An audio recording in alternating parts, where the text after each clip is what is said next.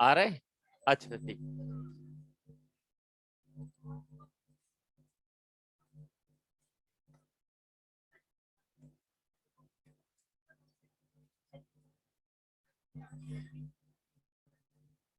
हाँ students, last हम क्या कर चुके थे? बैक बॉन्डिंग और इनर्ट पेयर इफेक्ट। अब जब तक ये साफ नहीं हो जाता, 2-3 मिनट मैं आप लोगों से कुछ बात कर लेता हूँ, है ना? क्योंकि बात करना जरूरी है।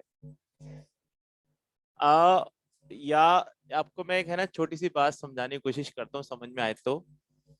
कि एक बहुत ही अच्छी एथलीट थी, विल्मा रुडोल्फ। कभी नाम सुना हो तो।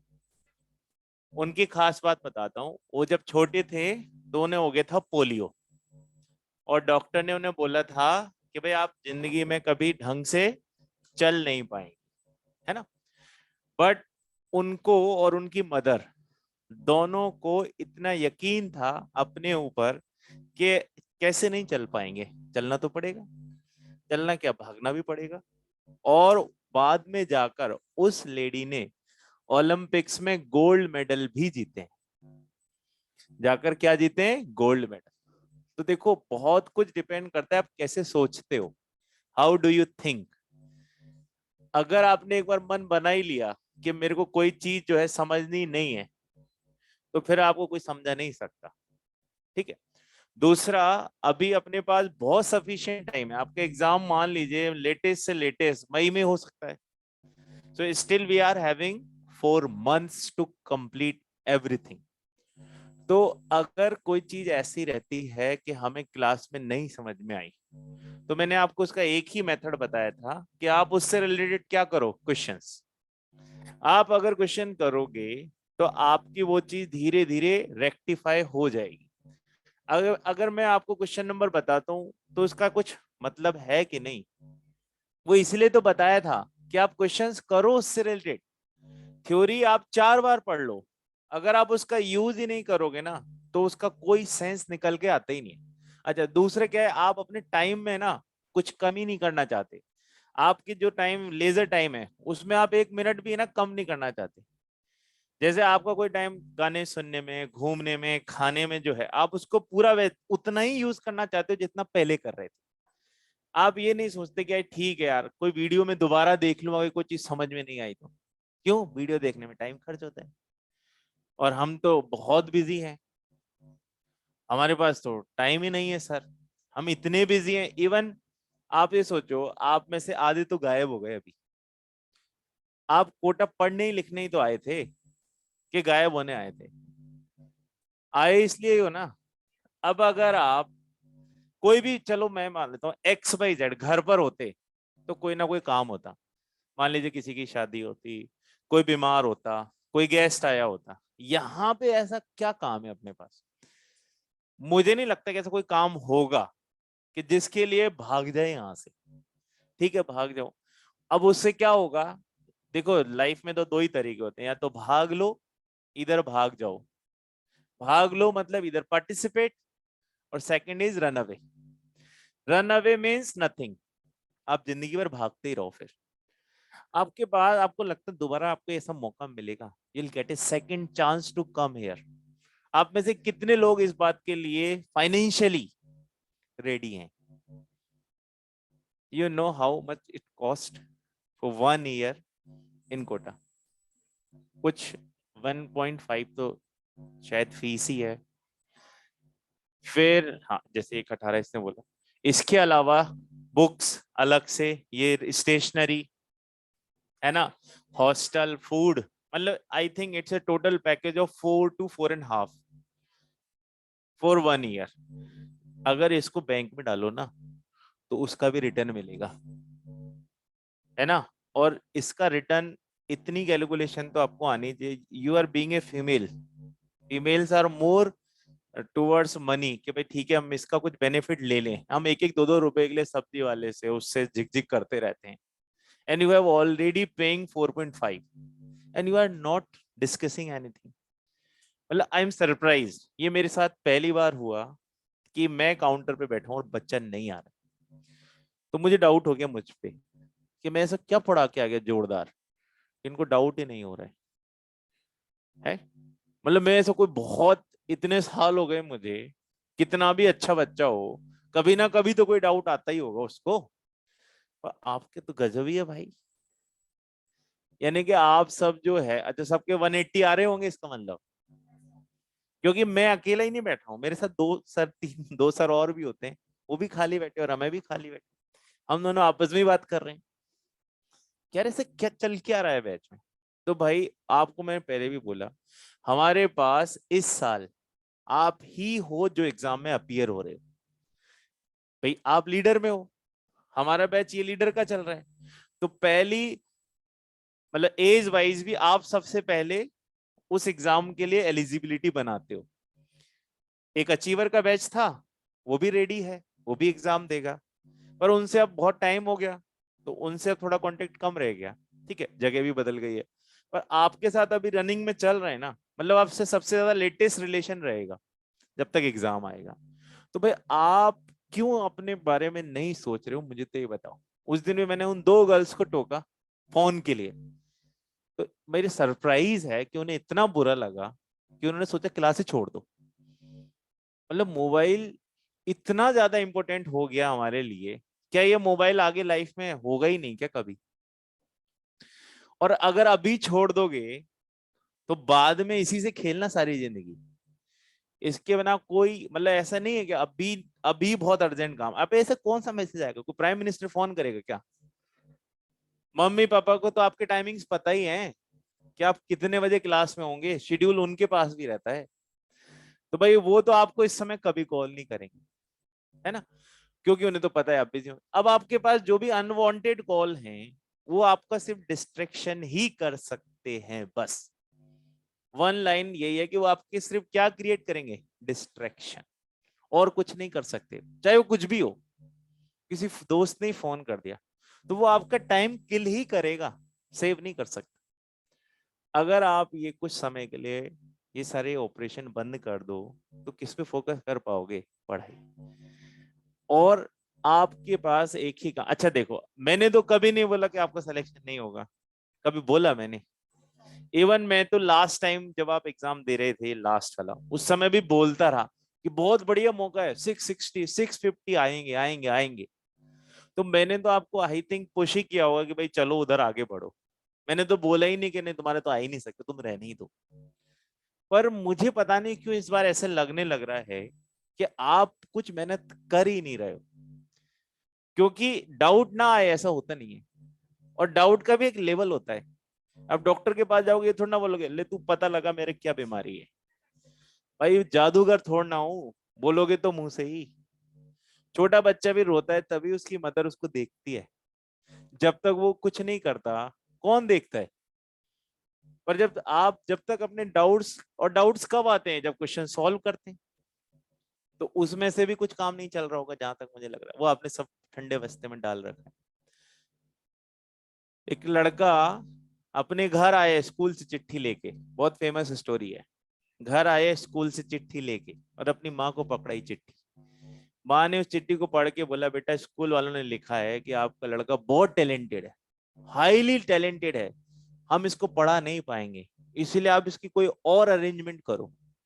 ये किसने बोला? उसकी माँ ने। और वो बच्चा बहुत खुश हुआ, मतलब वो मोटिवेट हो गया, और वो बच्चा बड़ा होके आइजैक न्यूटन बने। क्या बने वो? आइंस्टीन बने। हाँ, आइंस्टाइन बने। अब आइंस्टाइन जब अपना रूम कभी शिफ्ट कर रहे होंगे तो वो उन्हें चिट्ठी उन्हें दोबारा मिल गई, वो लेटर उन्हें दोबारा मिला जो स्कूल का था। उन्होंने देखा, देखे क्या लिखा था मेरे बारे में, तो उसमें लिखा था तुम्हारा लड़का जो है ना स्लो माइंडेड है, ये पढ़ नहीं सकता, और हम इसको स्कूल से बाहर निकाल रहे। और उसकी मदर ने वही लेटर कैसा पढ़ दिया? उल्टा। तो भाई कोई भी जो आपसे रिलेटेड होगा, आपका टीचर, आपके पेरेंट, वो कभी भी आपको डीमोटिवेट नहीं कर सकते, वो आपको हमेशा क्या ही करेंगे? मोटिवेट। तो भाई जब उस लड़के को स्कूल वाले ने ये बोल दिया, तो उसकी मदर ने सोचो क्या सोच के बोला होगा कि अगर मैं अपने बच्चे को खुद ही ऐसे बोल दूं, तो क्या ऐसा लगता है मैं आपको खुद ही ऐसे बोल दूं कि नहीं तुम्हारा कुछ नहीं भविष्य है, तुम छोड़ दो यार? ऐसा तो कभी कोशिश करते भी नहीं हम, इवन बल्कि कोशिश करते हैं कि आप समझने की कोशिश करो। तो भाई अपने पे भी ट्रस्ट रखो, है ना, हम पे भले ही कम हो और अपने आप पे तो रखो कि सर मैं तो अभी 4 महीने में पूरी दुनिया ही घुमा के रख दूंगी। अब क्या बात कर रहे हैं, टाइम है। कुछ बच्चे तो हमारे पास कब आते हैं? जब क्रैश कोर्स चलता है। क्रैश कोर्स चलता है एलन का जनवरी में जाके, यानी कि 2 महीने में अपना सारा सिलेबस घुमा लेते हैं और उसमें से भी सिलेक्शन हो जाते हैं। तो आप सोचो, आप तो उनसे थोड़े सीनियर ही होंगे, आप तो पहले ही आ गए ना यहाँ पे, तो क्या आपको उसका एडवांटेज नहीं लेना चाहिए? लेना चाहिए, आपको ही तो लेना चाहिए। तो भाई आपके पास तो पूरा टाइम है, तो आप उसका यूज करो। इवन आप कोशिश करो कि अगर मेरे से कोई कॉन्सेप्ट नहीं हो रहा है तो मैं क्वेश्चंस करूं उसके, और फिर मैं उसमें पता लगाऊं। अच्छा, रोज हम 5 मिनट यूज करते हैं अपना, लास्ट फर्स्ट इनिशियली 5 मिनट्स कि कल क्या पढ़ा था, तो भाई उस समय भी हम वो शॉर्ट पॉइंट लिखते हैं जिसमें कल के जितने क्वेश्चन होने थे उस पॉइंट से हो जाए। तो वो तो करो कम से कम, उनका तो यूज करो। अब अगर जैसे वो कल कोई आई थी, अब मेरे को इसने बोला मेरे तो कुछ नहीं हो रहा, ये नहीं हो रहा, वो नहीं हो रहा है ना, एक बच्ची आई थी, अब मैं उसको क्या बोलूं? उसको बोल दूं तेरे से तो होगा भी नहीं, तो भग जा तू यहाँ से।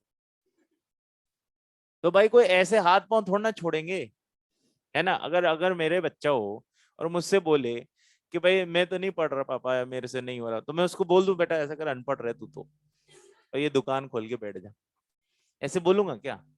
तो भाई वो और आप एक जैसे ही तो हो मेरे लिए। बीइंग ए टीचर, मैं आपका गार्जियन भी तो हूँ साथ में। तो भाई आपको अगर कोई दिक्कत है तो उसको सॉल्व करने की कोशिश करो, उससे भागने की कोशिश मत करो। पूरे कोचिंग इंडस्ट्री में एक एलन ही है जो इतने ढंग से इतने सब कुछ प्रोवाइड कर सकता है आपको, कोई और नहीं है। कोई टीचर चला भी गया ना तो दूसरा टीचर इंस्टेंट अवेलेबल है आपके लिए।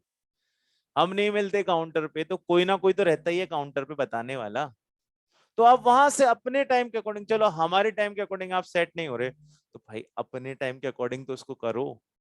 तो बेसिक फंडा ये है कि हमें क्वेश्चंस तो करने ही पड़ेंगे और उसी से होगा सॉल्यूशन, ठीक है। ऐसा नहीं हो सकता कि आप यहाँ आए और खाली हाथ जाओ। अब आप यहाँ आए हो तो कोशिश करो ना कि मैं कोटा से एजुकेशन अपनी सीट पक्की करा के अपने घर जाऊंगी। यहाँ से अब मैं आ गई हूँ घर छोड़ के, तो अब मैं कॉलेज में एंटर लेकर ही वापस अपनी शक्ल घर जाके, तो कोशिश तो करोगे ना ऑनेस्टली। अगर आपने कोशिश की ना तो पता है आपको बहुत सेटिस्फेक्शन मिलेगा अपने लेवल पे कि हाँ, ठीक है मैंने जितनी जी जान थी सब लगा दी, अब जो भी रिजल्ट आए एक्सेप्टेड। ठीक है, भाग्य का अपना एक अलग रूल रहता है, पर ठीक है आप अपनी ट्राई तो मारो। अब ऐसे थोड़ा ना होता है कि भाई हम तो कुछ ट्राई करें ही नहीं, है ना, और ये सोचें कि सर को इंजेक्शन लगाएंगे या भेजे में और सब चीजें अंदर सेट हो जाएंगी। क्वेश्चंस बेटा आप खुद देखना, कुछ बच्चे क्वेश्चंस ना ऐसे फिंगर टिप पे सॉल्व कर लेते हैं। वो कैसे कर लेते हैं? वो उनको अलग से भगवान ने कोई एबिलिटी नहीं दी है, वो प्रैक्टिस कर चुके होते हैं चीजों की, तो उन्हें समझ में आने लगता है कि किसी क्वेश्चन के 4 ऑप्शन में से मैं सेलेक्ट कैसे करूं कि मेरे काम का ऑप्शन कैसे। अब 4 में से 2 तो आप वैसे खुद ही रिजेक्ट कर सकते हो, 4 में से 2 तो समझ में आ जाते हैं कि ये आंसर नहीं हो सकता मोस्टली केसेस में। 2 में ही तो हमें देखना, वही तो अपनी वो होती है कि प्रैक्टिस की है या नहीं की है। इतने बड़े बड़े क्रिकेटर बन जाते हैं तो वो ऐसे ही बन जाते हैं क्या कि एक ही दिन खेलते हैं जिस दिन आप देखते हो, वो रोज प्रैक्टिस। कोई सिंगर होता है वो कम से कम 7-8 घंटे दिन में ना अपना गला रियाज करता है, कुछ खाना छोड़ देता है क्योंकि उससे आवाज खराब होती है। जैसे वो खट्टा नहीं खाते, ठंडा नहीं खाते, तो आप सोचो वो सेक्रीफाइस करता है तभी तो आप उसको उस हाइट पे देखते हो। चलो छोड़ो, मूवीज देखते हो, बहुत सारे अच्छे अच्छे हीरोज हमें पसंद आते हैं, तो वो क्या ऐसे ही बन गए, उन्होंने मेहनत नहीं की। वो जाते हैं अपने पूरे 24 घंटे के शेड्यूल में ना 10 घंटे वो खुद पे काम करते हैं, तब जाकर आपको 3 घंटे की मूवी देखने को मिलती है। उसमें वो अच्छे लगते हैं तभी तो देखने जाते हो, उसकी एक्टिंग समझ में आती है, तो वो एक्टिंग क्या बचपन से सीख के आए क्या? तो भाई खुद मेहनत करनी पड़ेगी। आप सोचो कि कोई आपके लिए करके जाएगा, तो इतना तो अभी कुछ हुआ नहीं है। थोड़ा सा मेहनत खुद, कोई मोटा है मैं पतला होना चाहता हूँ, मेरी जगह कोई और भागेगा क्या? भागेगा भाई तुझे ही पड़ेगा। इसी तरह से अगर क्वेश्चन नहीं आ रहा है ना तो कोई और करके नहीं देगा। मैं स्पून फीडिंग कर भी दूंगा ना आपकी 10 बार, तब भी आप अगली बार खुद से नहीं कर पाओगे जब तक खुद प्रैक्टिस करना नहीं चाहते। तो स्पून फीडिंग की आदत छोड़ दो, अटेम्प्ट करो क्वेश्चन, जितने करोगे आपको नई नई कंसेप्ट समझ में आएंगे और उसी के अकॉर्डिंग आपका माइंड भी उतना फास्ट भागेगा। ये तो भाई, इसको जितना आराम दोगे ये सोता जाएगा, इसको जितना जगाओगे उतना तेज काम करता है। ह्यूमंस और एनिमल्स में यही तो बड़ा डिफरेंस है। We are also animals but we are counted superior all because of this. Use this और क्वेश्चंस करने में इसका यूज। ठीक है, चलिए इसी नोट के साथ हम अपना आगे वाला टॉपिक स्टार्ट करते हैं। लास्ट हमने क्या पढ़ लिया था बताओ? सबसे पहले हमने पढ़ा था inert pair effect. Inert pair effect का सीधा सा मतलब है inertness of 2 electron of ns. Reason हमने इसका बनाया था लेंथेनॉइड कॉन्ट्रैक्ट, और ये सिर्फ 3 ही जगह है, थैलियम, प्लम्बम और बिस्मथ। अब पूरा है ना आईपी यही है बस, बाकी सब इसके एप्लीकेशंस हैं। तो अगर आप बेसिक्स पे चलोगे तो सारे क्वेश्चन सॉल्व होंगे। सेकंड हमने क्या पढ़ा? Back bond.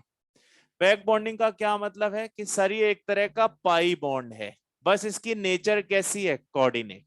और कोऑर्डिनेट के लिए एक एलिमेंट के पास चाहिए लॉन पेयर और दूसरे के पास बॉक्स, पर वो पहले से क्या होने चाहिए? बॉन्डेड, तब जाकर कोऑर्डिनेट बन जाए तो उसी को क्या बोलेंगे? बैक।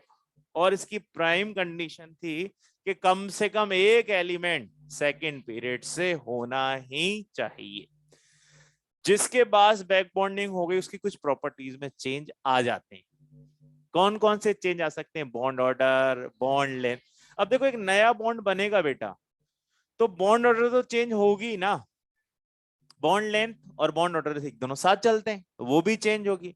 और इससे रिलेटेड एक और केस था कि अगर बैक बॉन्डिंग हो गई तो लुईस एसिडिक स्ट्रेंथ और लुईस बेसिक स्ट्रेंथ डिक्रीज कर जाएगा। ठीक है, that is all about back bond. आज हमें नया टॉपिक स्टार्ट करना है, दैट इज डाइमेराइजेशन एंड पॉलीमराइजेशन।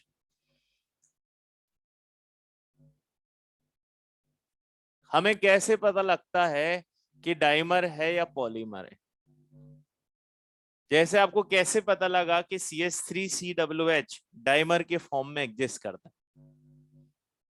नहीं, हमें उसके मॉलिक्यूलर वेट से आइडिया है कि किसी का मॉलिक्यूलर वेट जितना थ्योरेटिकल आना चाहिए उसी का क्या आ गया? डबल या मल्टीपल। तो हम समझ गए कि उसने अपना क्या बनाया होगा, इधर डाइमर और पॉलीमर। अब बस हमें क्या चेक करना है कि आखिर उसमें कौन कौन सी पॉसिबिलिटीज हैं जिससे उसने अपना डाइमर बनाया होगा या फिर पॉली। तो हमें किसके अंदर चेक करना है? उसी मॉलिक्यूल के अंदर थोड़ा सा इन्वेस्टिगेट करना है कि यार उसने डाइमर बनाने के लिए क्या नया बॉन्ड काम में लिया। तो आपको याद है हमने इसके 2 केस पढ़े, या तो क्या प्रेजेंट होगा? अनपेयर्ड इलेक्ट्रॉन, या तो उससे बनाएगा या फिर किससे बनाएगा? वेकेंट ऑर्बिटल से। ये दो ही तरीके हो सकते हैं जो इस चैप्टर में हमें पढ़ने हैं। एक तरीका आप पढ़कर आए हो, हाइड्रोजन बॉन्ड, वो हमारा हो गया पहले। उसके लिए हमने कौन सा एग्जांपल देखा था, CH3CW। अब नए चैप्टर में कुछ नए बॉन्ड देखेंगे। तो अब हमारे पास यहाँ पे दो तरीके हैं, या तो किसका यूज करेंगे, अनपेयर्ड का, या फिर किसका यूज करेंगे, अनपेयर्ड वाला केस भी आप पढ़कर आए हो, और वो आपने पढ़ा था ऑड इलेक्ट्रॉन वाला। जैसे NO2 अपना डाइमर बनाता है किस फॉर्म में, N2O4। कैसे बनाया उसने, नाइट्रोजन ने एक डबल बॉन्ड और एक कोऑर्डिनेट बॉन्ड बनाने के बाद एक इलेक्ट्रॉन इसका रह गया, तो दूसरे वाले के पास भी तो रह गया है, दोनों उसी से क्या करेंगे, शेयरिंग करेंगे और डाइमर बना लेंगे। तो इसका मतलब एक मेथड तो कौन सा था, हाइड्रोजन बॉन्डिंग। दूसरा मेथड किसका यूज है, अनपेयर्ड इलेक्ट्रॉन। और इसके कई एग्जांपल थे। ClO3 अपना डाइमर बनाता है Cl2O6। तो इन सब में इन्होंने क्या किया, अपने अनपेयर्ड इलेक्ट्रॉन का यूज किया। तो अब बताओ इसमें कितने सेंटर आपस में बॉन्डेड हो गए, ये दो सेंटर आपस में बॉन्डेड हो गए, और इनके बीच में कितना इलेक्ट्रॉन है। तो क्या मैं इसको two center two electron bond बोल सकता हूं कि नहीं, क्योंकि दो सेंटर, सेंटर मतलब सेंट्रल एटम, और इलेक्ट्रॉन कितना चाहिए था, दो, आ गया। अब ऐसा जब वेकेंट ऑर्बिटल के साथ होगा तो इसमें भी दो पॉसिबिलिटी है कि या तो तीन सेंटर जुड़ेंगे और बॉन्ड कितने होंगे। अब वेकेंट ऑर्बिटल को अपन ऐसे करते हैं कि इसका भी कोई नाम रख लेते हैं, सर ये एक तरह के ब्रिज बॉन्ड होते हैं।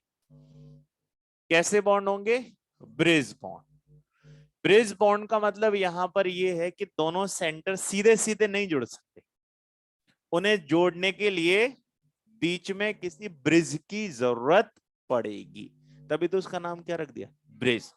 अब अगर मान लो ए और बी सीधे नहीं जुड़ पा रहे हैं, तो सी के थ्रू जुड़ेंगे। तो कितने सेंटर हो गए, तीन। कितने सेंटर हो गए, तीन। तो ऐसी जगह पर या तो मेरे पास होगा थ्री सेंटर और दो ही इलेक्ट्रॉन बचे हो, क्योंकि इलेक्ट्रॉन ज्यादा होते तो सीधे ही जुड़ जाता।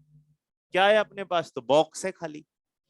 या फिर ऐसा हो सकता है कि तीन सेंटर हो और इलेक्ट्रॉन कितने हो, चार। तो अब अपने को एक बात समझ में आ रही है कि सर यहां भी तो तीन सेंटर है, यहां भी तीन सेंटर है, पर एक जगह इलेक्ट्रॉन कम है, क्योंकि जनरली तीन सेंटर्स के बीच में चार इलेक्ट्रॉन तो होते ही हैं।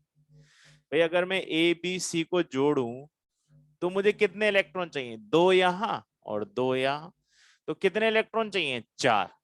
कि सर इसमें तीन सेंटर जुड़े पर इलेक्ट्रॉन तो दो ही रह गए, ठीक है, और इसमें तीन सेंटर जुड़े पर रिक्वायर्ड इलेक्ट्रॉन्स के बराबर हैं, पर नेचर में डिफरेंस होगा, ठीक है।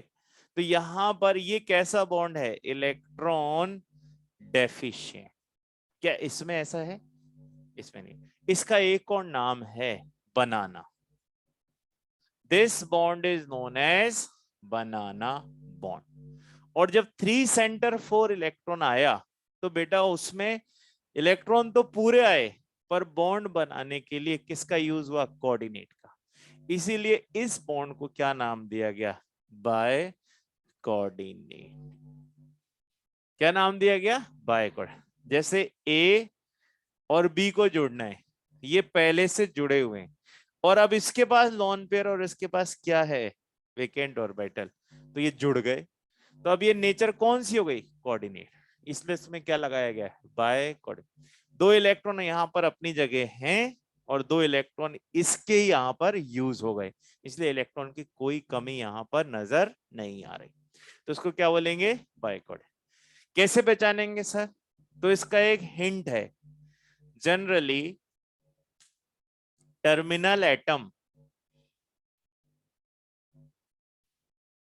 आइदर हाइड्रोजन और मिथाइल ग्रुप। ऐसा तब होगा जब आपके पास टर्मिनल एटम कौन होगा, या तो हाइड्रोजन होगा या फिर CH3। और ये कब होगा, टर्मिनल एटम कोई हेलोजन हो, क्लोरीन, ब्रोमीन, एक्सेट्रा। तो हमने अभी बोर्ड पर सिर्फ ये समझा है कि डाइमर बनने के लिए क्या क्या मेथड हो सकते हैं। पहला मेथड किसका यूज हो, इलेक्ट्रॉन का। दूसरा मेथड और ऑर्बिटल। अब अगर वैकेंट ऑर्बिटल है तो या तो इलेक्ट्रॉन कम होंगे या फिर कोऑर्डिनेट के थ्रू बन जाएगा। पर जुड़ने वाले कितने मेंबर होंगे, 3। इसलिए इसको कौन से बॉन्ड बोलते हैं, 3 सेंटर।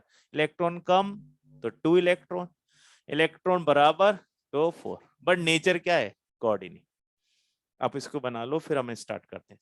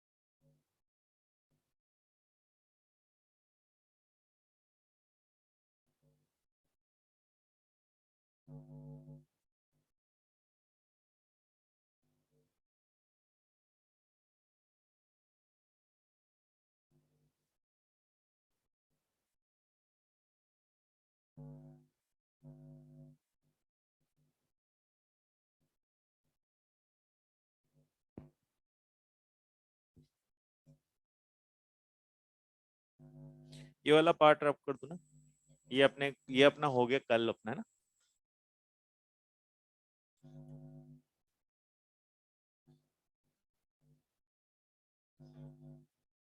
अब मान लीजिए किसी के पास एक ही खाली बॉक्स हो तो डाइमर पे रुक जाएगा। जैसे भाई इसके पास एक ही खाली बॉक्स है तो एक ही साइड बॉन्ड बना सकता है।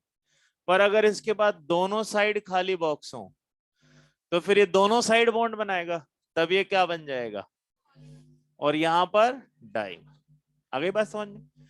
तो पॉलीमर और डाइमर कैसे देखेंगे हम, कि सर दो दो बॉक्स खाली है तो दोनों तरफ से बॉन्ड बनाएगा, एक ही बॉक्स खाली है तो एक ही साइड बॉन्ड बना सकते हैं, तो वो डाइमर पे आके रुक जाए।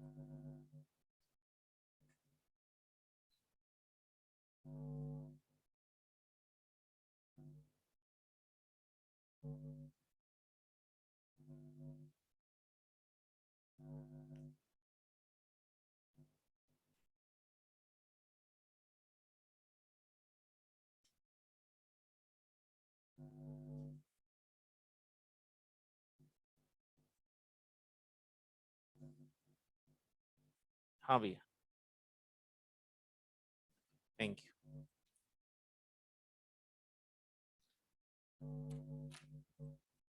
हाँ बेटा, 3 कार्बन नहीं होंगे अभी एग्जाम्पल, 3 सेंटर।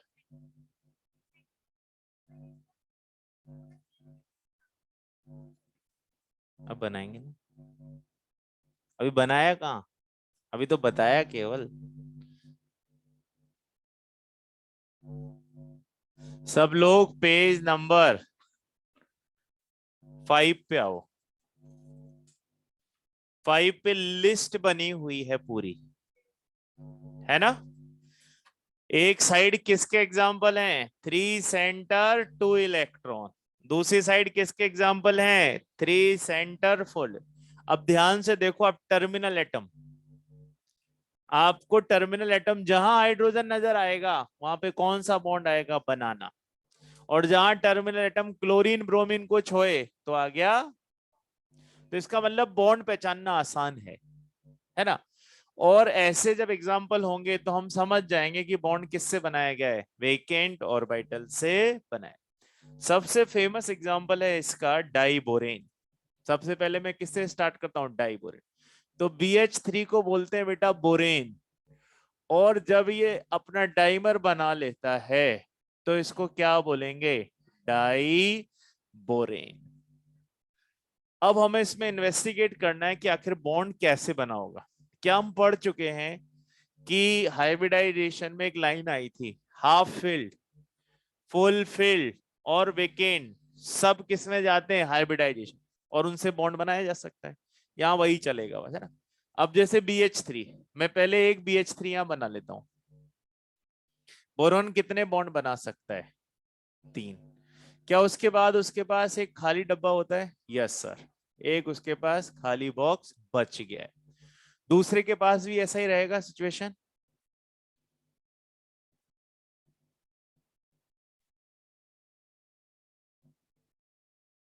अब ये दोनों सीधे सीधे नहीं जुड़ सकते क्योंकि कोई इलेक्ट्रॉन नहीं है। भाई हमने पढ़ा था ना, जब एक इलेक्ट्रॉन बचता तो जोड़ते, टू सेंटर टू इलेक्ट्रॉन। यहां पर तो नहीं है मेरे पास कोई इलेक्ट्रॉन, तो इसका मतलब मुझे इसमें किसकी जरूरत पड़ेगी, खाली बॉक्स की। और वो खाली बॉक्स कहां से मिला, ये है ही इनके पास सर।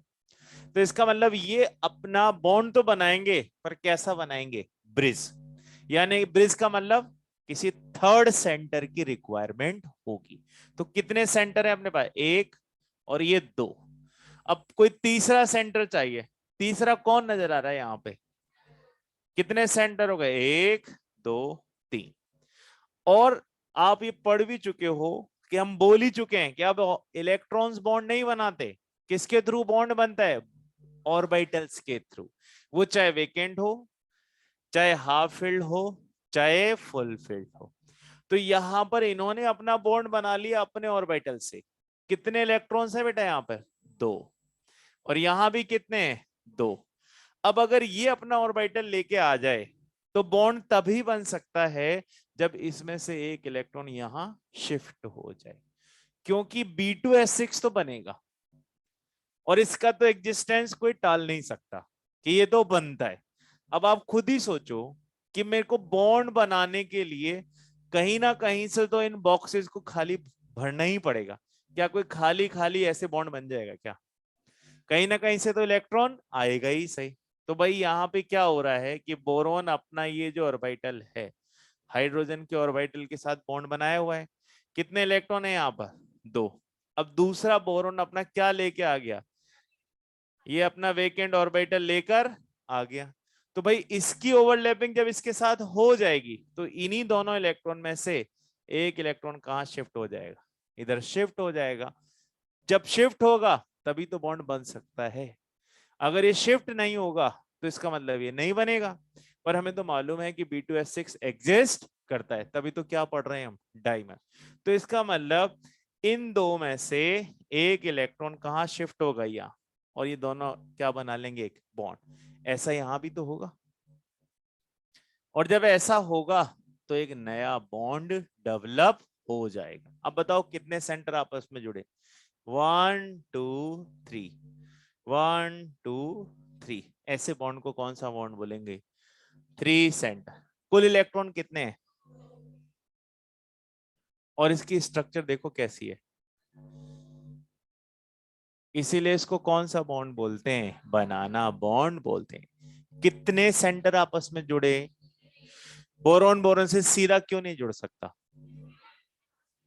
क्योंकि सर कोई इलेक्ट्रॉन इनके पास नहीं है। अच्छा, किसी भी बॉन्ड के एग्जिस्ट होने के लिए बॉन्ड ऑर्डर कितनी चाहिए, मिनिमम बताना। किसी भी बॉन्ड के एग्जिस्ट होने के लिए मिनिमम बॉन्ड ऑर्डर कितना चाहिए, 0.5 भी तो आया है। अगर MOT में आप पढ़कर आए होंगे तो हमने ये भी देखा कि अगर बॉन्ड ऑर्डर 0.5 भी हो जाए तब भी हम बोलेंगे कि मॉलिक्यूल एग्जिस्ट कर सकता है। मॉलिक्यूल बिल्कुल भी एग्जिस्ट कब ना करेगा, यही एक कंडीशन है कि बॉन्ड एग्जिस्ट ही ना कर। अब यहाँ पर 0.5 तो आ ही सकता है। अगर इन दोनों के बीच में एक इलेक्ट्रॉन हो और इनके बीच में एक इलेक्ट्रॉन हो, तो फिर एक इलेक्ट्रॉन से बनने वाला बॉन्ड ऑर्डर कितना होगा? 0.5। तभी तो इस मॉलिक्यूल की सारी जो बॉन्ड लेंथ्स हैं वो अनइक्वल है। ये वाली बॉन्ड लेंथ अलग आती है और ये वाली बॉन्ड लेंथ अलग। अलग क्यों आती है? क्योंकि यहाँ पे बॉन्ड ऑर्डर अलग है और यहाँ पे बॉन्ड ऑर्डर अलग है। इसको हम ऐसा करते हैं, दूसरा स्ट्रक्चर बना लेते हैं, तो आपको समझाने के लिए बनाया था। ये बोरोन, ये दो हाइड्रोजन ये वाले और ये दो हाइड्रोजन्स ये वाले, और बीच में जिन हाइड्रोजन्स ने बॉन्ड बनाया वो अलग मैं ब्लैक से बता रहा हूं। इनको कौन सा हाइड्रोजन बोलेंगे अपन? ब्रिज हाइड्रोजन, क्योंकि इन्होंने क्या बनाने में मदद कर दी है? ब्रिज बनाने में। और इनको क्या बोलेंगे? टर्मिनल, क्योंकि ये लास्ट में ही है। ठीक है, अब बताओ, आपको ये बॉन्ड नहीं पता हो, मान लो कि सर हमें नहीं पता ये बॉन्ड, थोड़ी देर के लिए मान लेते हैं, तो आपने कोई केमिकल रिएक्शन कराई होगी इसकी, है ना? कोई केमिकल रिएक्शन कराई होगी, तभी तो इसका एग्जिस्टेंस समझ में आया होगा। ये वाला पार्ट रब कर दूं। तो जब B2S6 को हम सब्स्टिट्यूशन रिएक्शन में ले जाते हैं, मिथाइलेशन में, जैसे B2S6 और हम इसका मिथाइलेशन कर लेते हैं CH3Cl से, तो मेरे को प्रोडक्ट बड़ा सरप्राइजिंग मिला कि इसके 6 हाइड्रोजन रिप्लेस नहीं हुए, सिर्फ कितने रिप्लेस हुए? 4। भाई तो 4 एक जैसे होंगे तभी गए होंगे, नहीं तो 6 के 6 उड़ जाने चाहिए थे। तो मैं इसमें मैक्सिमम कितना सब्स्टिट्यूशन करवा पाया? 4 का। तो मेरे लिए बड़ा सरप्राइजिंग था कि B2S6 में यानी कि बॉन्ड का नेचर कैसा होगा? अलग अलग। और वो अलग अलग मैंने किस बेसिस पे लगाया? पहला बेस लगाया कि इसका मॉलिक्यूलर वेट कितना आना चाहिए था? 14, पर आया कितना? 28। पहला केस। दूसरा, जब मैंने देख लिया चलो हो सकता है डाइमर बना लिया, मान लेते हैं डाइमर बन गया, तो जब मैं सब्स्टिट्यूशन कराऊंगा तो मैं ये प्रोडक्ट क्यों नहीं बना सकता? B2CH3 होल 6, ये नहीं आया। तो इसका मतलब मेरे पास 4 हाइड्रोजन अलग तरह से बॉन्डेड होंगे और 2 हाइड्रोजन अलग तरह से। ठीक है, इसका मतलब मेरे को यहां पर 2 प्रूफ मिले। पहला प्रूफ फिजिकल प्रॉपर्टी, दूसरा प्रूफ केमिकल प्रॉपर्टी कि भाई ये अलग अलग तरह से बॉन्डेड रहे होंगे। इसी बेसिस पर मुझे बताना पड़ा कि यहाँ पर इन दोनों को जोड़ने के लिए कोई नॉर्मल कंडीशन नहीं थी। किसका यूज किया है? वेकेंट और खाली बॉक्स से कोई बॉन्ड नहीं बन सकता, उनके बीच में कुछ ना कुछ इलेक्ट्रॉन तो होना ही चाहिए। तो इन दो में से एक इलेक्ट्रॉन किन के बीच शिफ्ट हो जाएगा? इन दोनों के बीच। तो यहां पर भी एक इलेक्ट्रॉन है बेटा, और यहां पर भी एक इलेक्ट्रॉन है, और यहां। तो बताओ यहां का बॉन्ड ऑर्डर कितना आ गया? 0.5। और ये वाला 1 आएगा, क्योंकि यहां पर तो जितने रिक्वायर्ड हैं उतने ही इलेक्ट्रॉन। तो इसमें 3 सेंटर, 2 इलेक्ट्रॉन के कितने बॉन्ड हैं? 2। एक ये और एक ये वाला, हो गए 2। और 2 सेंटर 2 इलेक्ट्रॉन के कितने बॉन्ड हैं? 4। 1 2 3 4। ठीक है, अब एक और चीज देखो, यहां और यहां एक और बड़ा डिफरेंस है कि सर जब मैंने सब्स्टिट्यूशन कराया तो क्या गए? ये 4 गए बाहर वाले। क्या ये पूरा मॉलिक्यूल इलेक्ट्रॉन सफिशिएंट है कि इलेक्ट्रॉन डेफिशिएंट है? भाई इलेक्ट्रॉन की तो डेफिशिएंसी चल ही रही है। इस बोरोन की सराउंडिंग में बताओ कितने इलेक्ट्रॉन है? 2 4 5 6, यानी कि इसमें पूरे 2 इलेक्ट्रॉन की क्या है? तो जब कोई लुईस बेस इस पे अटैक करेगा, जब कोई लुईस बेस इस पे अटैक करेगा, बताओ वो कौन सा बॉन्ड तोड़ देगा? ये वाले कि ये वाले? बीच वाले। क्यों? क्योंकि उसके टूटने से खाली बॉक्स मिल जाएगा। भाई ये बॉक्स फिर खाली हो जाएगा। तो इसका मतलब जब हमने इसकी रिएक्शन किसी लुईस बेस से कराई तो कौन सा बॉन्ड क्लीवेज हुआ? ये वाला बॉन्ड टूट गया। ये इन पे कोई फर्क नहीं पड़ा, क्योंकि अगर ये टूट भी जाए तो बॉक्स थोड़ा ना मिलेगा, एक इलेक्ट्रॉन मिलेगा। और हमें क्या चाहिए था लुईस बेस के लिए? बॉक्स है। तो इसका मतलब ये किसकी तरह काम करता है? लुईस एसिड की तरह भी काम करता है। तो ये सब हमें किसमें देखना होता है, B2S। तो जो कुछ आप B2S6 में देख रहे हो एज इट इज सब पे लगा देना, जिन सब में कौन सा बॉन्ड हो, 3 सेंटर 2 इलेक्ट्रॉन, क्योंकि एक हम डिटेल में देखते हैं, बाकी सब पर यही रिजल्ट क्या कर देंगे, कॉपी पेस्ट करते चले जाए। अब B2S6 के बारे में मुझे एक और बात बताओ। मान लीजिए इसमें मुझे इन दो एंगल्स को देखना है, एक तो ये वाला एंगल अंदर वाला, और एक ये वाला एंगल बाहर वाला, इसको बीटा मान लेता हूं। Which angle is larger? क्यों?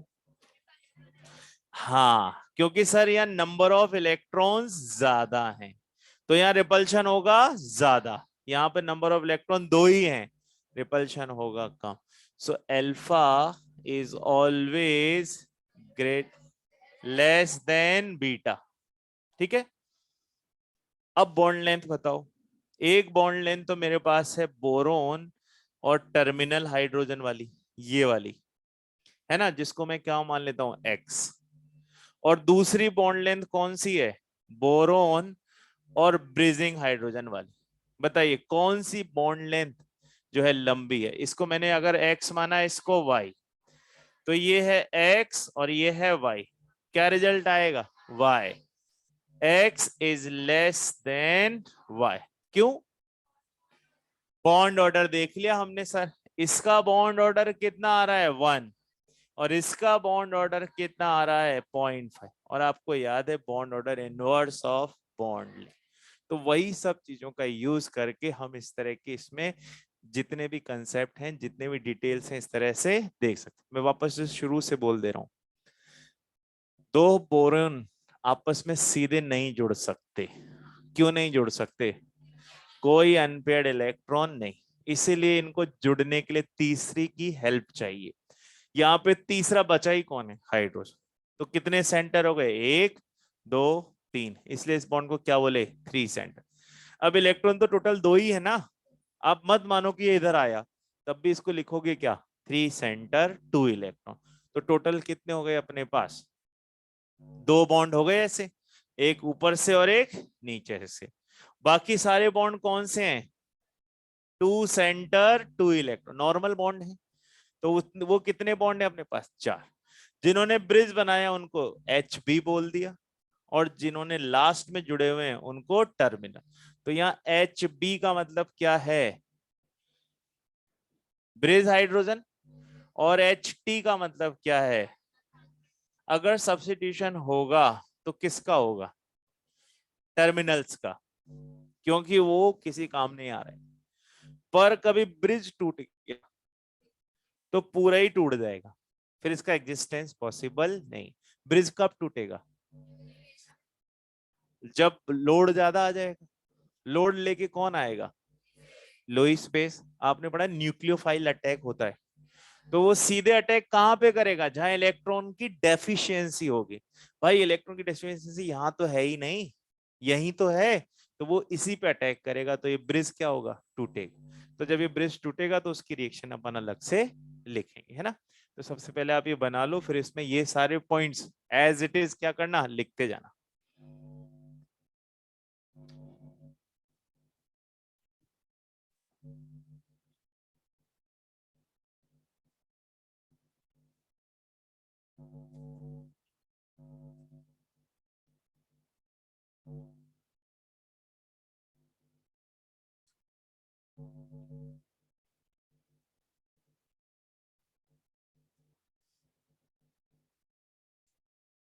कौन कौन से पॉइंट हो गए, आप पॉइंट वाइज लिख लेना। पहला तो ये हो गया कि इसमें 3 सेंटर 2 इलेक्ट्रॉन के कितने बॉन्ड हैं, 2। दूसरा पॉइंट ये हो गया 2 सेंटर 2 इलेक्ट्रॉन के कितने बॉन्ड हैं, 4। तीसरा पॉइंट ये हो गया बॉन्ड ऑर्डर 1, किसकी बॉन्ड ऑर्डर 1, टर्मिनल वाले की। और चौथा पॉइंट हो गया बॉन्ड ऑर्डर किसकी, ब्रिज वाले की। उसके बाद हमने ये एंगल, फिफ्थ पॉइंट डिसाइड कर दिया कि inner angle is less than outer angle.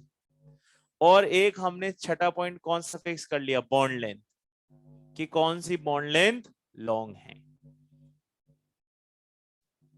और 7th पॉइंट हम क्या लिखेंगे, ये किसकी तरह काम करेगा, लुईस है, तो वो मैं अलग से लिख दूंगा, उसको आप छोड़ दो, ये 6 पॉइंट ही आप यहाँ पर मेंशन करिएगा।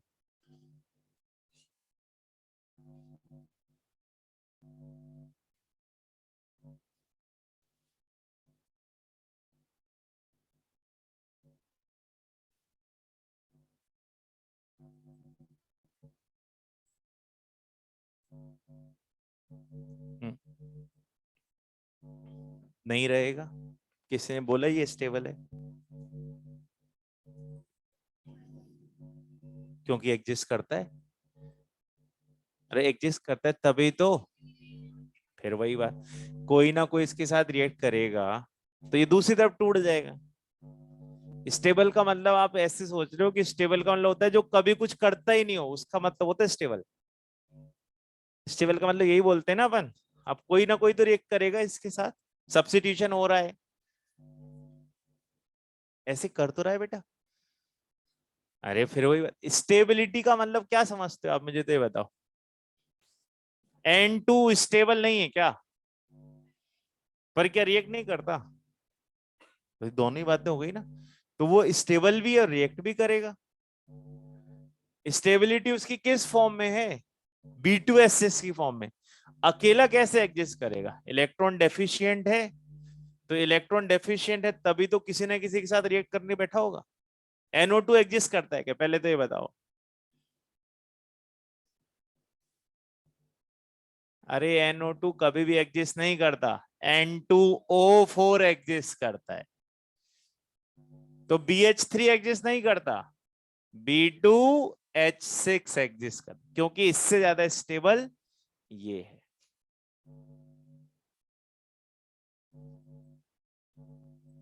अगर ये इस फॉर्म में एग्जिस्ट हो रहा है तो इसकी स्टेबिलिटी बताने के लिए तो कोई बॉन्ड चाहिए ना, तो वही बॉन्ड तो कौन सा बॉन्ड है, बनाना बॉन्ड। अगर B2H6 भी एग्जिस्ट नहीं करता तो बनाना बॉन्ड कैसे एग्जिस्टेंस में आता।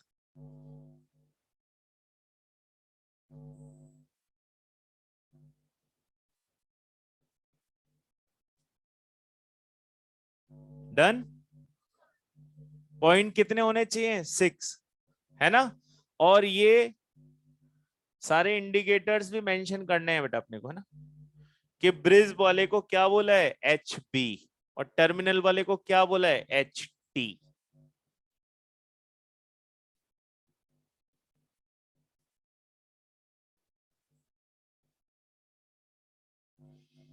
7th पॉइंट,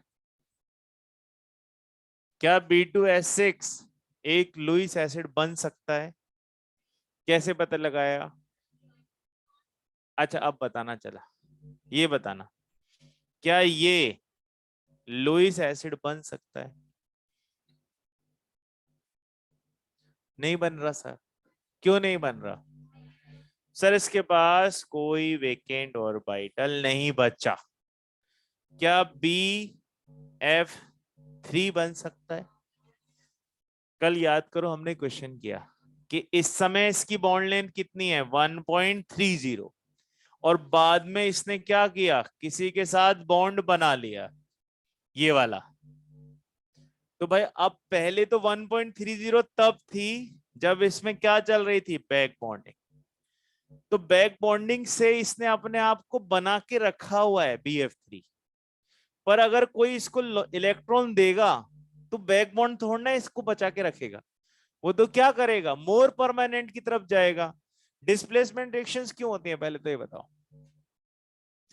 भाई कोई उससे बड़ा वाला आ गया तो वो तो उसको सब्स्टिट्यूट करेगा ही ना, तो भाई बैक बॉन्डिंग को कौन सब्स्टिट्यूट करेगा, सिंगल बॉन्ड, और उसका बॉक्स इससे भरना ज्यादा सुटेबल है ना कि खुद से भरना। तो इसीलिए तो ये वाला बॉन्ड हमें तोड़ना पड़ा, और इसलिए बॉन्ड लेंथ किससे ऊपर चली गई, 1 पॉइंट, क्योंकि पहले पार्शियल डबल बॉन्ड था, अब पूरा ही कौन सा बॉन्ड हो गया है, सिंगल बॉन्ड हो गया। तो अपने को हमेशा एक मॉलिक्यूल दूसरे मॉलिक्यूल में कन्वर्ट क्यों होता है, या तो इससे ज्यादा स्टेबिलिटी मिल रही होगी, या आपने फोर्सफुली रिएक्शन कंप्लीट करा दी होगी, और अगर फोर्सफुली कराई तो वापस रिटर्न भी हो सकती है। O2 से O3 क्या अर्थ पे बना लोगे क्या, बना भी लोगे तो आपको बहुत ज्यादा टेम्परेचर प्रेशर लगाना पड़ेगा, और जैसे ही आपने वो हटाया ये तो रिटर्न आ जाएगा। तो भाई वो यहां से यहां सिर्फ कहां बन सकता है, यूवी रेज की प्रेजेंस में, इसलिए वहां बनता रहता है। नहीं तो हम भी नीचे बनाते ना बेटा इसको, तो ये बना तो सकते हैं, पर उतना हमेशा मेंटेन रखना पड़ेगा, वापस लौट के इसमें आ जाए। तो B2S6 is electron deficient and act as Lewis acid। अब देखते हैं, अब मैं इसको बोर्ड पे इसके दो पार्ट बना रहा हूं बेटा, है ना। वो बोरॉन फैमिली में आता है, पर वो यहीं पढ़ लेते हैं क्योंकि B2S6 की स्ट्रक्चर नहीं तो फिर दोबारा बनाना पड़ता है। B2S6 देखते हैं, बोरॉन, ये बीच वाला बॉन्ड।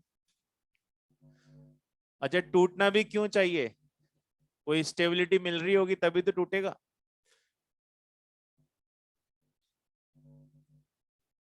बेटा बनाना बॉन्ड भी तो बॉन्ड ही है,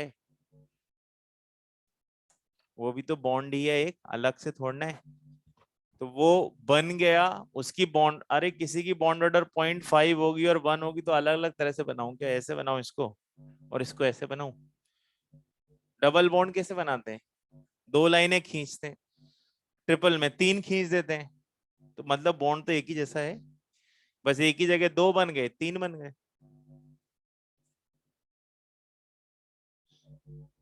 तो किस जगह दिखाएंगे, अरे इसमें अगर इसको दिखाऊंगा तो मैं, सभी में पार्शियल है तभी तो डॉट लगाया, अगर एक ही जगह होता तो मेरे को जरूरत क्या थी डॉट लगाने की।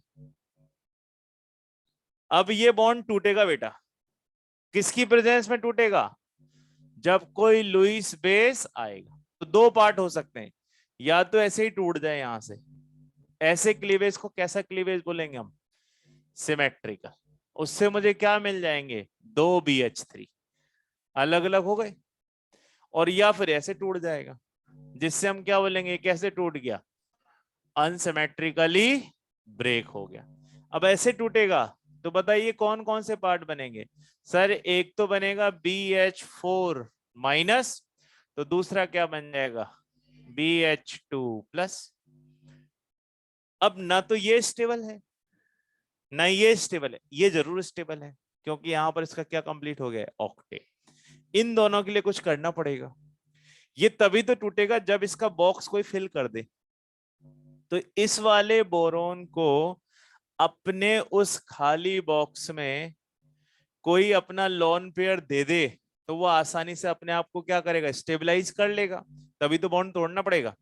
तो वो यहां पर हो सकता है कि 3 डिग्री अमाइन यहां पर आ जाए और वो उसको क्या कर दे, इस तरह से लोन पेयर प्रोवाइड करके उसका ऑक्टेट क्या करवा दे बच्चे, कंप्लीट करवा दे। यहां तो एक ही बॉक्स था, यहाँ पे कितने बॉक्स हैं, दो, क्योंकि BH2 प्लस है, यानी कि बोरोन के पास दो ही इलेक्ट्रॉन हैं, एक इलेक्ट्रॉन भी गायब हो चुका है। तो इसका मतलब इसके पास कितने बॉक्स आ गए, दो बॉक्स आ गए। अब बताइए, जब ये क्लीवेज होगा तो ये तो ऑक्टेट कंप्लीट करके बैठा है, इसके साथ प्रॉब्लम है, तो वो ये कितने लोन पेयर रिसीव करेगा, दो। ऐसी कंडीशन में यहां पर अमोनिया आकर इसको लुईस बेस की तरह काम करवा, खुद तो लुईस बेस रहेगा और इसको क्या बनाएगा, लुईस।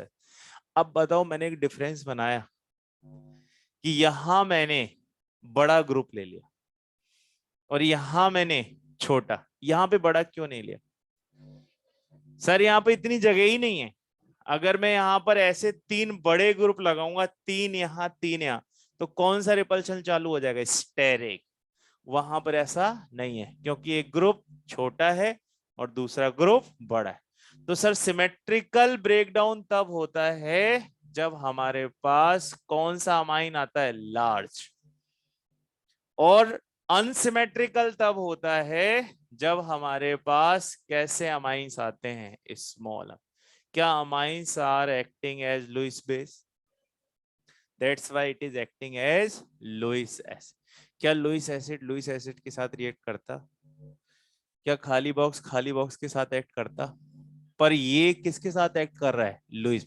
तो विच इज मोर स्टेबल, वो वाला स्टेबिलिटी ज्यादा है और इसकी स्टेबिलिटी कम होगी। पर जब तक कोई आएगा नहीं तब तक तो किसी ना किसी तो रहना पड़ेगा, इसलिए वो किस फॉर्म में एग्जिस्ट करता है, B2 अगर ये स्टेबल होता तो कोई रिएक्शन करता, पूरी स्टेबिलिटी ले ली होती सर, क्या जरूरत थी फिर रिएक्शन। हीलियम नियोन आर्गन क्यों नहीं रिएक्ट करते, IP ज्यादा EA ज्यादा, उन्हें रिएक्शन करने की जरूरत नहीं, पर जिनोन से तो करवा लेते हो। जिनोन से रिएक्शन होती है पर उसके लिए कैसा टेम्परेचर चाहिए, हाई टेम्प, और बनने वाले प्रोडक्ट्स क्या होते हैं, हाईली अनस्टेबल। तो ऐसे केस में इसका ब्रेकडाउन तब पॉसिबल है जब इसके ऊपर कौन अटैक करे, लुईस बेस। तो अगर बड़ा लुईस बेस अटैक करेगा तो सिमेट्रिकली तोड़ेगा, और जब छोटा लुईस बेस अटैक करेगा तो वैसे भी बड़े कोई होंगे तो सिमेट्रिकली डिवाइड कर सकते हैं, और जब कोई छोटे होंगे तो वो हमेशा ही कैसा डिवाइड करेंगे, अंश।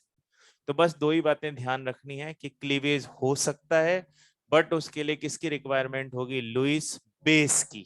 और लुईस बेस लार्ज साइज हुआ तो सिमेट्रिकली गया, और स्मॉल साइज हुआ तो अंश। और वो हमने देख लिया कि वहां पे लार्ज साइज का एक ही सेट हो सकता है, यहाँ लार्ज साइज का एक ही सेट हो सकता है, इसीलिए सिमेट्रिकली गया। और यहाँ पे स्मॉल साइज के कितने एडजस्ट हो सकते हैं, दो, इसीलिए अनसिमेट्रिकली चला गया। लिख लीजिए अब, ये इसकी कौन सी रिएक्शन हो गई, लुईस एसिड की। इसका बिहेवियर किसकी तरह हो गया, लुईस। क्यों बोल रहे हैं लुईस एसिड, इलेक्ट्रॉन की डेफिशिएंसी चल रही है।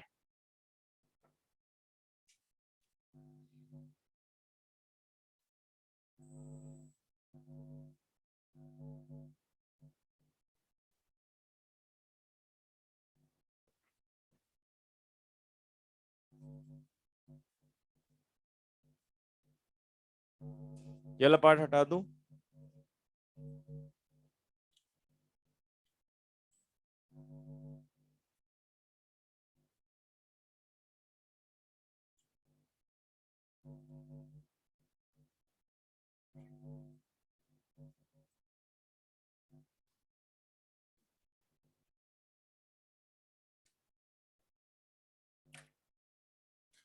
कितने पॉइंट हो गए बेटा अपने, 7। Now we are moving towards 8th point, substitution.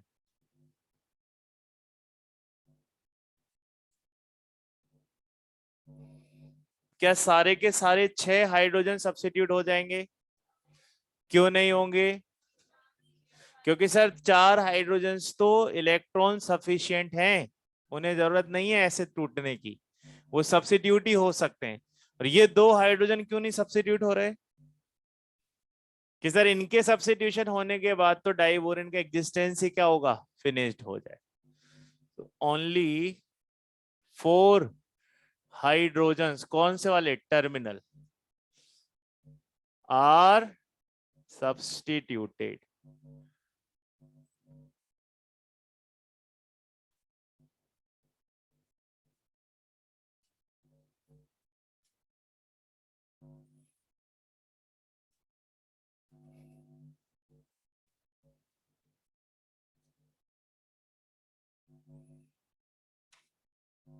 तो ये 4 ही क्या हो सकते हैं, सब्स्टिट्यूट हो सकते हैं।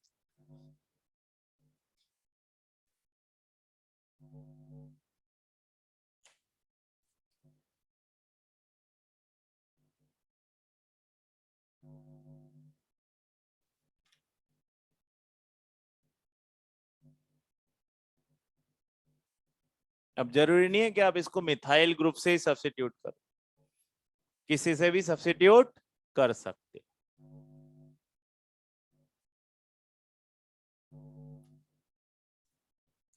बेटा उसमें आपको लार्ज अमाइन में कौन कौन ले सकते हैं हम, एक तो 3 डिग्री, लार्ज अमाइंस में कौन कौन से एग्जाम्पल हो जाएंगे, 3 डिग्री अमाइन, CO, ये ऐसे ग्रुप है ना। और स्मॉल अमाइन में अमोनिया, 1 डिग्री और 2 डिग्री अमाइंस। केवल 3 डिग्री वाले को ही क्या माना है, बड़ा माना है, 1 और 2 को सबको क्या मान लिया है, स्मॉल।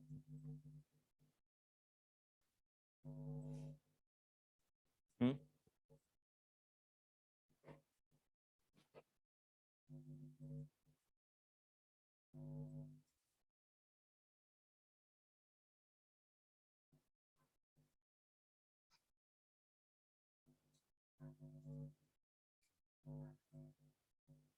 BF3 कैसे स्टेबल हो गया बताओ? कोई अकेला एक मॉलिक्यूल है, वो ऐसे भी एग्जिस्ट कर रहा है, और कोई मॉलिक्यूल ऐसे भी एग्जिस्ट कर रहा है। तो आपको बताना तो पड़ेगा ना कि ये कैसे एग्जिस्ट कर गया और ये कैसे एग्जिस्ट कर गया। क्या सोडियम हमेशा NaCl के फॉर्म में ही मिलता है क्या? वो तो Na का लैटिस भी बना सकता है, और वो जरूरी थोड़ा ना क्लोरीन के साथ लैटिस बनाए, फ्लोरीन के साथ तो आप उसको डिनाई कर दोगे कि यहाँ पर इसकी स्टेबिलिटी अलग है, यहाँ इसकी स्टेबिलिटी अलग है। भाई अगर ये यहाँ एग्जिस्ट करता है तो कोई और रीजन रहा होगा, यहाँ एग्जिस्ट करता है तो कोई और रीजन रहा हो। तो भाई कोई अगर इस फॉर्म में एग्जिस्ट करता है और BH3 नहीं कर रहा, तो मेरे को दोनों को कंपेयर तो करना पड़ेगा ना, कि तो दोनों ही बोरोन के प्रोडक्ट हैं, एक एग्जिस्ट कर रहा है और एक नहीं कर रहा। तो मैं जब इनको इन्वेस्टिगेट करूंगा तो मुझे यहाँ पे किसकी पॉसिबिलिटी नजर आई? तो सर ये तो बैक बॉन्डिंग की वजह से, ये कैसे करेगा? और फिर हमें नजर आया कि ये तो सर इसको डबल मॉलिक्यूलर वेट के साथ एग्जिस्ट कर रहा है। तो फिर हमें समझ में आया कि जरूर इसने कुछ और काम किया होगा। तो भाई ये तो मॉलिक्यूल जैसे मिलते हैं उसी में उनकी स्टेबिलिटी ढूंढने की कोशिश कर रहे हैं। आपको क्या कंफ्यूजन था इस बात को लेकर? अगर ये बैक बॉन्डिंग है, वो तो है ही। अब अगर कोई इसके साथ रिएक्शन करने आएगा तो आप डिनाई थोड़ा ना करोगे कि रिएक्शन नहीं होगी। अरे कोई अमीर है और अमीर होना चाहेगा तो मना कर देगा कि ठीक है इतना ही पैसा चाहिए? नहीं, मुकेश अंबानी मना कर दें कल के लिए बहुत है, अब मेरे को और आगे नहीं जाना। वारेन बफेट मना कर दे कि आ गया बहुत सारा पैसा, इससे ज्यादा नहीं चाहिए। कोई मना करेगा क्या?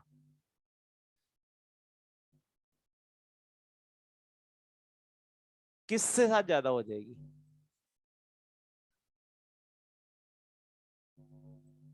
तो ये फिर तो ये मिलना नहीं चाहिए ना, मिल रहा है ना, कैसे मना करूं इसको? तो मैं वही तो कह रहा हूं कि अगर मेरे पास पॉकेट कम है तो मैं और पॉकेट खरीद लाऊंगा, पर पैसे तो और रखना चाहूंगा। तो अगर इसको कहीं से लोन पेयर मिलेगा तो फटाफट अपना अंदर वाला बॉन्ड तोड़ लेगा। क्यों तोड़ लेगा? ठीक है भाई, बाहर से मिल रहा है, मुझे तो लोन पेयर चाहिए, अंदर वाला एलिमेंट दे तो भी ठीक, कोई बाहर से देगा तब भी ठीक है, मैं तो ये भी बनाऊंगा और ये भी बनाऊंगा। आप पता है क्या करने की कोशिश कर रहे हो? इसको बायोलॉजी की तरह देख रहे हो कि सर कोई एनिमल जिसके दोनों आंखें नहीं है वो कैसे एग्जिस्ट कर रहा है। वो सर कैसे बिना देखे चलता फिरता कैसे होगा? किसी की दोनों टांगे नहीं है सर, इसको तो मर जाना चाहिए, क्योंकि सर ये चल ही नहीं सकता। किसी का दोनों हाथ नहीं है सर, इसको मर जाना चाहिए, क्योंकि सर इसके दोनों हाथ नहीं है। और जब वो जिंदा है तो आपको तकलीफ हो रही है, तुम जिंदा कैसे हो? तुम्हारे तो दोनों हाथ नहीं है, तो भाई क्या करे, मर जा जाके कहीं। हाँ, जब ये बीच में से टूट गया बेटा और दो BH3 मिले तो कैसा बोलेंगे? सिमेट्रिकल। और एक पार्ट जिसमें हाइड्रोजन कम और एक ज्यादा हो गए तो उसको हम क्या बोलेंगे? अनसिमेट्रिक। ये हटा दो आप, इसका क्वेश्चन बनाते हैं, है ना?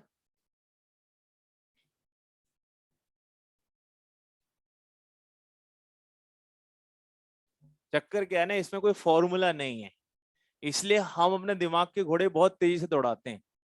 ऐसा कर दें सर, वैसा कर दें। फिजिक्स में करते हो ऐसा वैसा? हम्म। और सर से बोला जाए कल, आज सर से मैं बोलूंगा कि सर ऐसा करना, कुछ क्वेश्चंस में इफ लगा के करते हैं।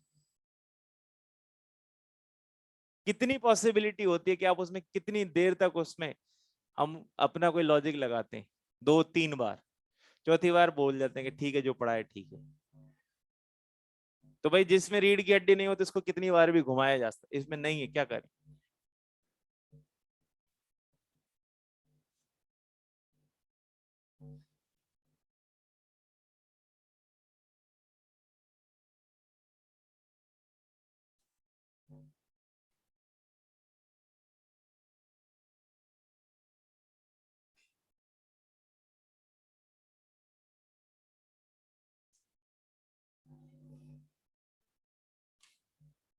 Option number 1 B2H5CH3, B2H4CH3, B2H3CH3 whole thrice, B2HCH3 whole 5.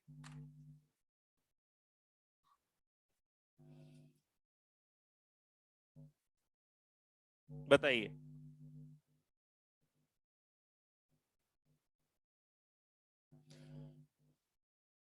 First हो सकता है, यस सर।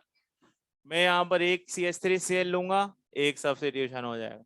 2 लूंगा, 2 हो जाएगा। 3 लूंगा, 3 हो जाएगा। हाईएस्ट कहां तक जा सकता हूं मैं? तो इसका मतलब 5 सब्स्टिट्यूशन पॉसिबल नहीं। क्यों नहीं है 5? क्योंकि सर इन दोनों के जाते से ही तो ये इसका एग्जिस्टेंस ही क्या हो जाएगा? खत्म हो जाएगा।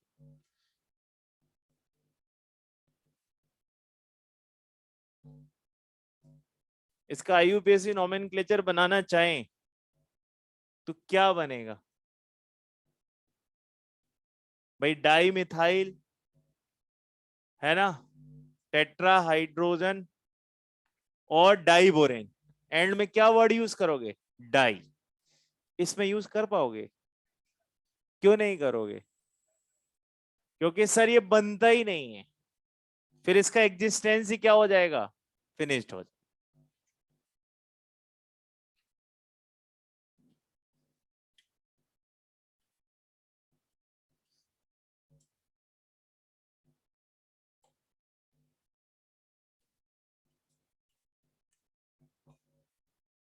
यस, जो केस आपने B2H6 में पढ़ा, बस अब उन्हीं केसेस को कैरी फॉरवर्ड करते हैं। मान लीजिए मेरे पास दूसरा एग्जांपल है BeH2। सबसे पहले तो ये देख के बताओ क्या ये डाइमर बना सकता है कि नहीं। कैसे पता लगाया कि सर इसमें वेकेंट और बाइटल है तो ये डाइमर बना सकता? तो एक बार तो हम यहां लिख सकते हैं कि BeH2 का क्या बन सकता है? डाइमर। क्या इसका पॉलीमर भी बन सकता है क्या? क्यों? क्योंकि सर इसके पास 2 वेकेंट ऑर्बिटल है, इसीलिए किस फॉर्म में भी एग्जिस्ट करता है? पॉलीमर की फॉर्म। और यही एग्जिस्ट करता है, इसीलिए हम इसका क्या भी बना रहे हैं बेटा? पॉलीमर। BH3 का पॉलीमर क्यों नहीं बनाया? अरे वो तो अपन ने पढ़ा है, वो एग्जिस्ट नेचर में नहीं करता। अगर वो नेचर में एग्जिस्ट करता तो शायद किसी नए बॉन्ड के थ्रू हम उसको एक्सप्लेन करने की कोशिश करते। अब CH3COOH में तो ना तो कोई अनपेयर्ड इलेक्ट्रॉन है, ना ही वेकेंट ऑर्बिटल है। अगर हमने नहीं पढ़ा होता हाइड्रोजन बॉन्ड और नहीं बताया होता डाइमर, तो आपको कैसे पता लगता? किसी भी मॉलिक्यूल को देखकर इस तरह से पता नहीं लगाया जा सकता। वो तो हमें पता होता है, बस हम उसके लिए क्या ढूंढ रहे होते हैं? बॉन्ड। तो भाई इसके अंदर इसका डाइमर भी मिला हुआ है और पॉलीमर भी, इसलिए बस हम ढूंढ रहे हैं कि किस बॉन्ड से बनाया जा सकता है। इलेक्ट्रॉन बचा नहीं तो ऑटोमेटिकली किस पे स्विच हो गए? ऑर्बिटल्स पे। देखो बेरिलियम 2 हाइड्रोजन, ये लीजिए दोनों हाइड्रोजन को जोड़ देते हैं। दूसरा बेरिलियम, अब बताओ ये आपस में कैसे जोड़ सकते हैं? बनाना बॉन्ड के थ्रू।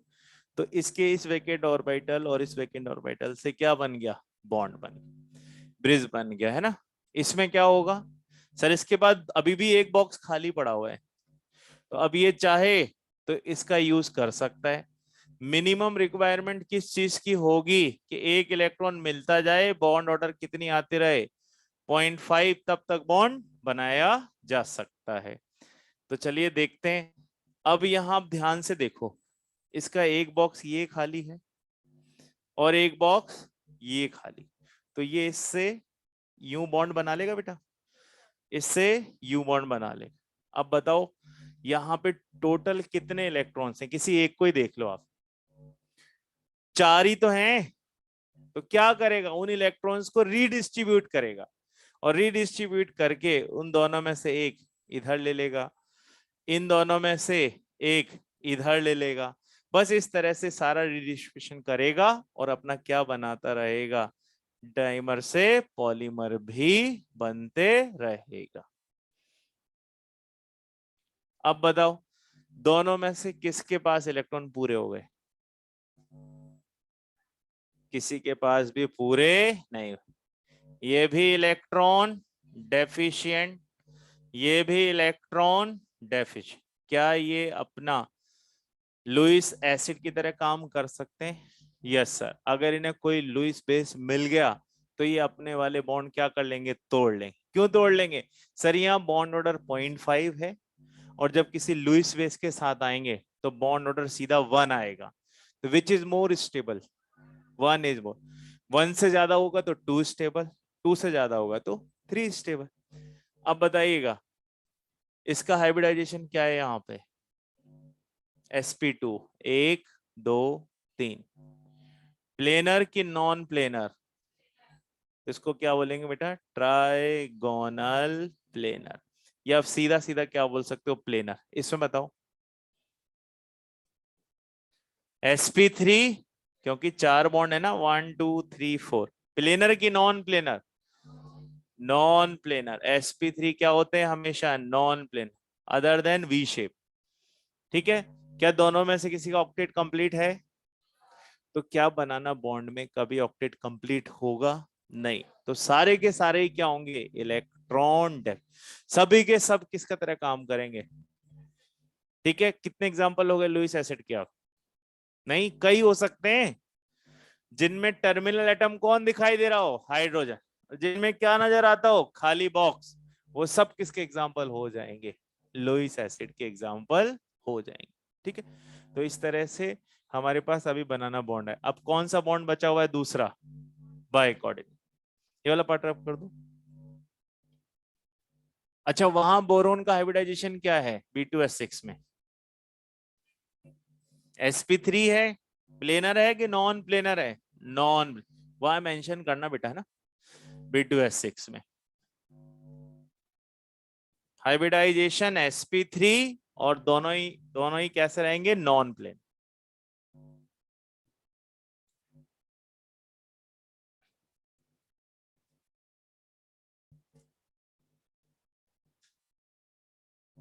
By coordinate.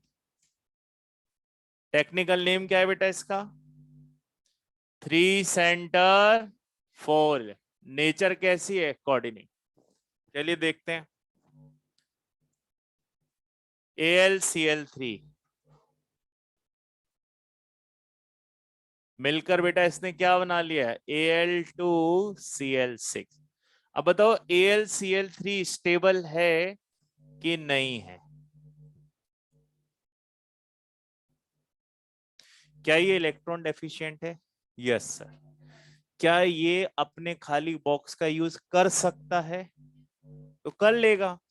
ठीक है, इसमें बैक बॉन्डिंग हो जाएगी या नहीं?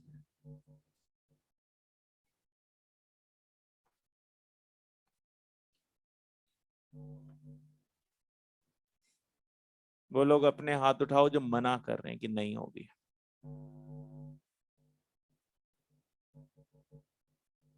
वो लोग अपने हैंड रेज करो जो बोल रहे हैं कि बैक बॉन्डिंग हो जाएगी। इसमें बैक बॉन्डिंग हो ही नहीं सकती, क्योंकि दोनों में से कोई भी सेकेंड पीरियड का नहीं है। इसीलिए इसको अपना क्या बनाना पड़ा बेटा? डाइमर। क्या इसके पास वेकेंट बॉक्स है? ये रहा सर। क्या क्लोरीन का ऑक्टेट पूरा हो चुका है? बिल्कुल सर, क्लोरीन को 1 इलेक्ट्रॉन चाहिए था और ऑक्टेट पूरा हो गया। हमने नाइट्रोजन को छोड़कर बाकी सब में ये पढ़ा था कि अगर एटम का अपना ऑक्टेट पूरा हो जाए और उसके पास क्या बचे हुए हो? लॉन पेयर, तो वो कौन सा बॉन्ड बनाने जा सकता है? कोऑर्डिनेट। तो बस यहाँ पर ये दोनों कंडीशन हमें दिख ही रही है। कौन सा बॉन्ड बन गया? कोऑर्डिनेट। ठीक है, हाइब्रिडाइजेशन बोलो एल्यूमिनियम का sp3। ठीक है, कौन सा बॉन्ड है ये वाला? दिखने में बनाना है। नेचर को अब एक बार बनाना बोल दो, उसको बार बार थोड़ा बनाना बोलेंगे।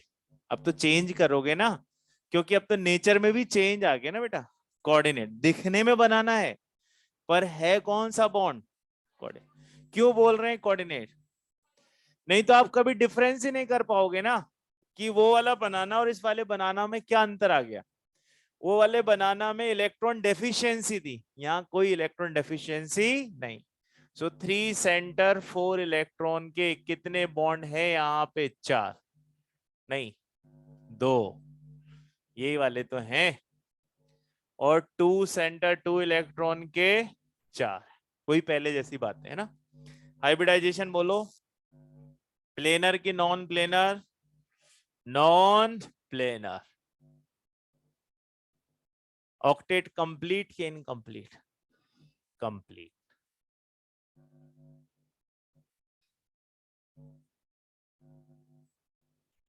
अच्छा, क्या कोई पॉलीमर गैस फॉर्म में एग्जिस्ट करता है क्या? पॉलीमर है।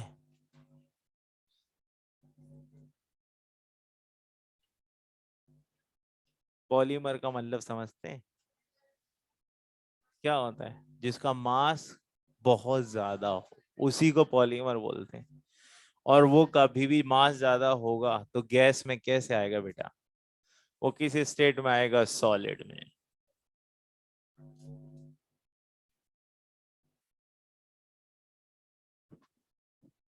हालत ये है, कुछ भी बोल दीजिए अभी तो, बस मुंह से ना निकलना चाहिए यस नो। यस बोले ना को।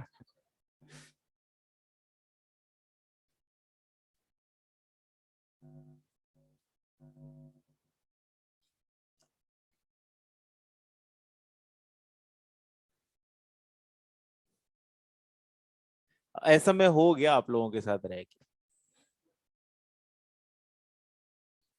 कि अब मेरे ना टोन बदल गया थोड़ा सा आपके लिए। मैं थोड़ा सा ना वैसा हो गया, मतलब जैसे होना नहीं चाहता, मैं हूं नहीं वैसा। पर आप लोग ना धीरे धीरे जैसे बच्चे बिगड़ जाते हैं ना, तो पेरेंट्स क्या करते हैं, फिर थोड़ा स्ट्रिक्ट होना पड़ता है। तो मैं उस मोड में जा रहा हूँ धीरे धीरे, है ना। जबकि लड़कों के साथ ऐसा नहीं हुआ है, उनमें उल्टा हो गया मैटर। उनमें मैं शुरू में स्ट्रिक्ट था, बट धीरे धीरे मैं उनके साथ फ्रेंडली हो गया, क्योंकि वो मेहनत करने लग गए। और इधर उल्टा हुआ, इधर मतलब ग्राफ यूं नहीं जा रहा है, यूं आ रहा है। और वो आपके जवाबों से भी लगता है कभी कभी, कुछ भी बोल देना है ना। अच्छा, मैंने आपको पहले दिन भी बोला था कि आप जब कोई बात बोलो ना, तो पूरी अथॉरिटी के साथ बोलो, कि सर देखो मैंने ना इतने एग्जाम्पल ढूंढ लिए कि मैं अब आपकी बातें ना काट सकती हूँ।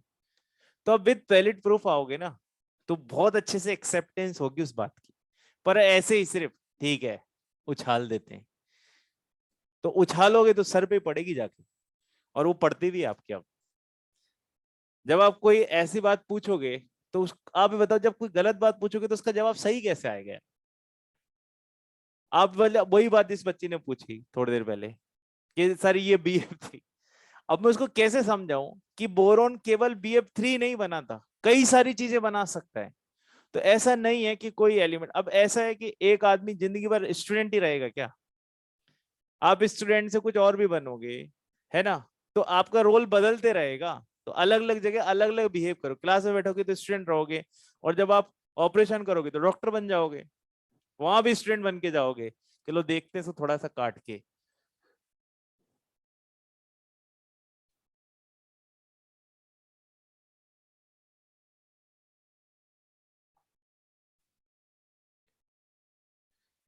देखे ना, दो तरह के स्टिचेस होते हैं। एक जानवरों को डॉक्टर लगाता है ना, और एक सर्जन लगाता है। ठीक है, अब जब, और एक बोरा सिलता है। अब आप देख लो, आप अपनी किस कैटेगरी में अपने आप को रखना चाहते हैं। हम तो सर्जन बनेंगे, हम बोरा थोड़ा ना सिलेंगे। तो भाई क्वेश्चन भी ढंग का पूछो ना। Next, BeCl2। अब मैं क्वेश्चन पूछने वाला हूं थोड़ी देर में, और फिर रेडी रहना आप लोग। BeCl2 क्या ये पॉलीमर बना सकता है? बना सकते, दो दो वेकेंट ऑर्बिटल हैं तो डायमर तो बनाएगा ही सही। तो अगर BeCl2 ने डायमर बनाया तो बेटा यहाँ 2 लिखेंगे, और BeCl2 ने अगर पॉलीमर बनाया तो N लिखकर S भी लिखेंगे। S किसको रिप्रेजेंट करेगा कि पॉलीमर है और सॉलिड बन। बिल्कुल वैसा ही होगा, वहां पर हाइड्रोजन था बच्चे, यहां पर मेरे पास कौन है, क्लोरीन।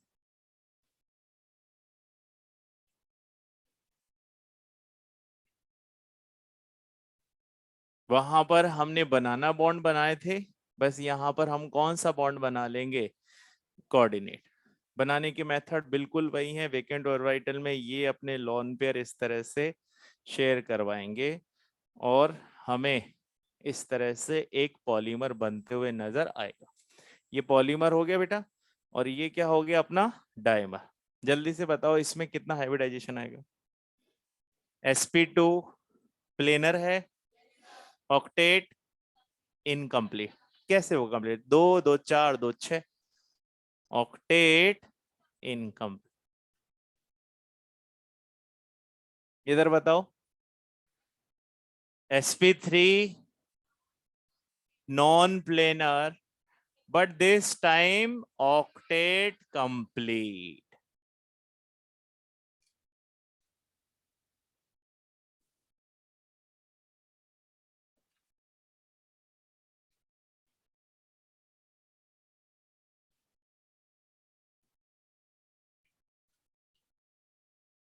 कौन सा बिगनर्स बॉक्स करोगे आज, फर्स्ट पूरा,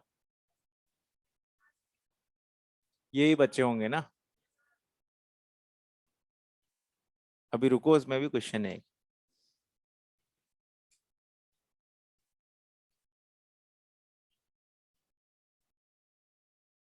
पॉलीमर हमेशा भाई किसी स्टेट में बताने हैं, और डाइमर किस में हो सकते हैं, लिक्विड भी हो सकता है और गैस भी हो सकता है।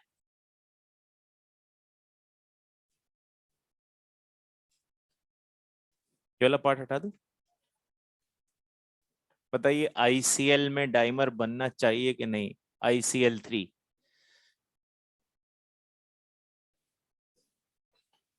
ICl3, देखो बेटा अपन ना थ्योरिटिकली किसी बात को डिनाई नहीं कर सकते अगर कंडीशन है तो, है ना।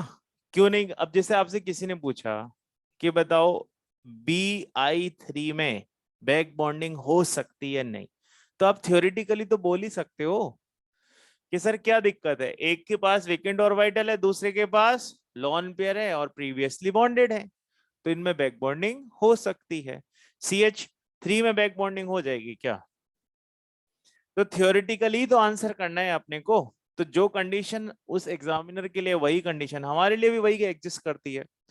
अब देखें I2Cl6 ICl, आयोडीन, क्या इसके पास वेकेंट ऑर्बिटल है, बिल्कुल है। आयोडीन जो भी थर्ड पीरियड और थर्ड पीरियड के बाद से आया, उन सबके पास ही क्या मिलेंगे, वेकेंट ऑर्बिटल्स मिलेंगे, और वो आसानी से इस तरह के बॉन्ड फॉर्मेशन करेंगे। बताओ यहाँ पे हो जाएगा कोऑर्डिनेट, हो जाएगा ना, क्या दिक्कत है ये, अब तो बोल भी नहीं रहे हैं ना। हो गया हाइब्रिडाइजेशन, बताओ।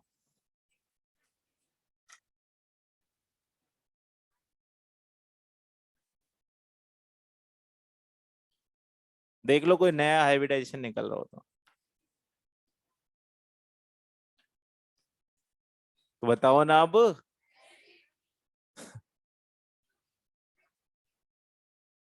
हाँ बोलो बोलो, हाँ हाँ बोलो ना, चल तो रही है बात, मुंह में आ ही गई तो बोल ही दो।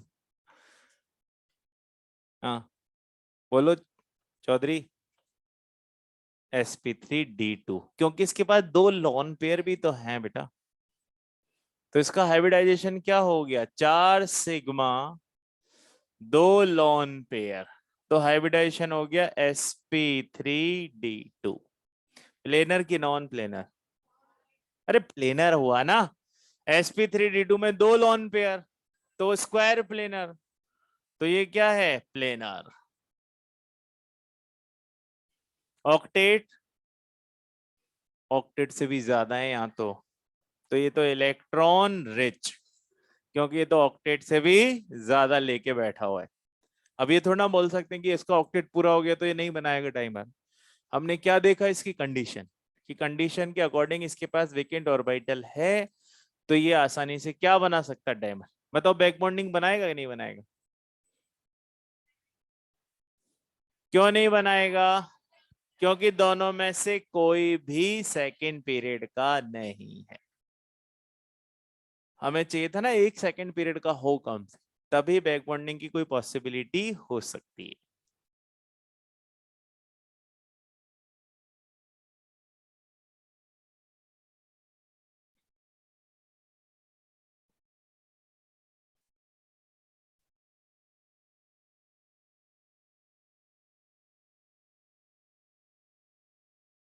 जिन लोगों ने लिख लिया हो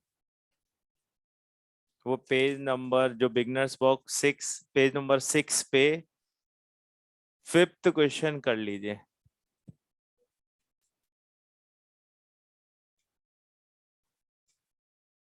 कौन बताएगा इसको? पेज नंबर 6 पे क्वेश्चन नंबर 5th। और ऑनेस्टली हैंड रेज करना जिनको ये क्वेश्चन समझ, मतलब जिनको आंसर समझ ही नहीं आ रहा। कोई बुराई नहीं है, क्लास में ही है हम।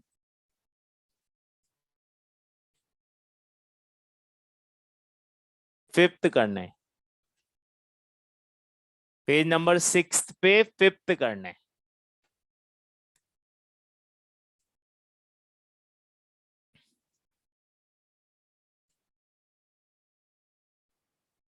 किसको आंसर नहीं समझ में आ रहा? सभी को आ रहा है, मैं रेंडमली किसी को भी खड़ा कर लूंगा अभी।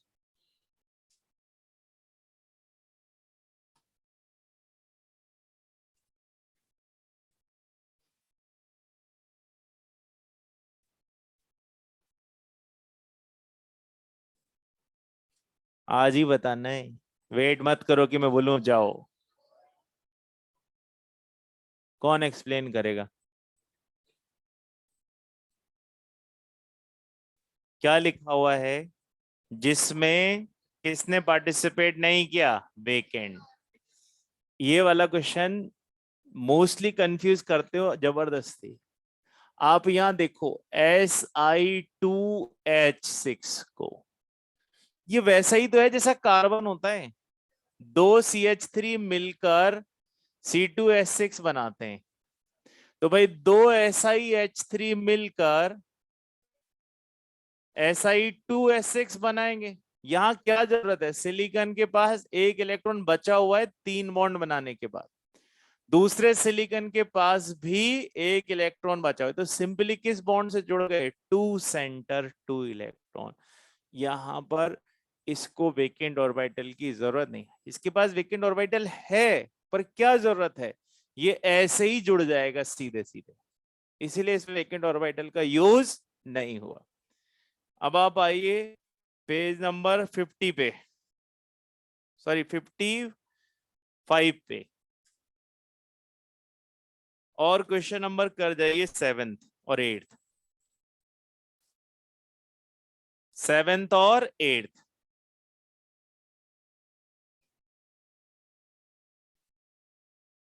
पेज नंबर 55, एक्सरसाइज 1 का question number 7। In which of the following dimer empty atomic orbital of central atom of monad does not involve in hybridization?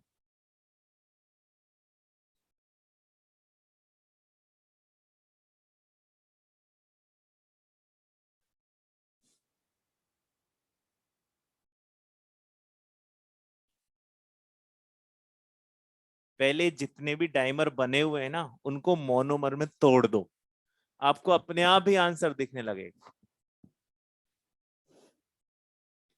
देखो Cl2O6, इसको अगर मैं तोड़ूंगा तो क्या बनेगा? ClO3।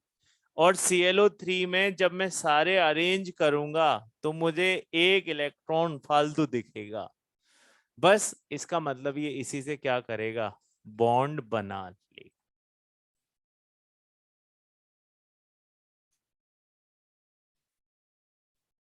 अब 8th वाला बताओ।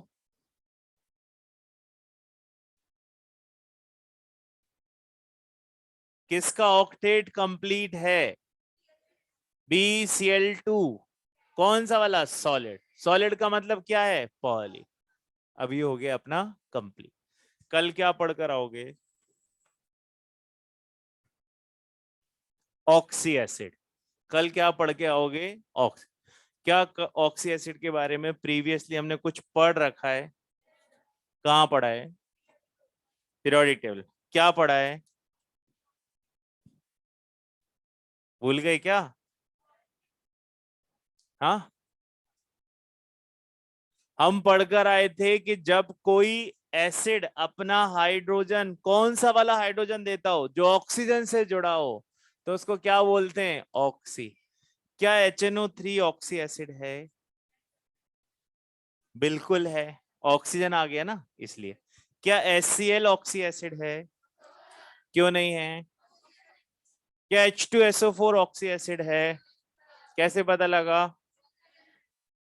ठीक है, चलो ओके बाय।